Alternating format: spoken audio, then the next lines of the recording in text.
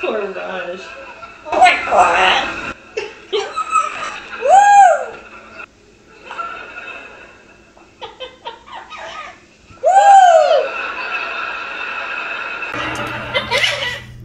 Alright, look, a tie doesn't want to be disturbed because they're, you know, getting busy. Oh, Leonard, you magnificent beast.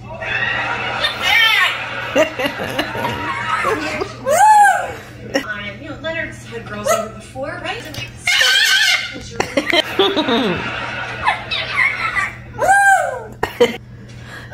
night. No, wait, hold on. What's the matter? I don't know what the protocol is here. Do I stay? Do I? I'm usually on the other side of the tie.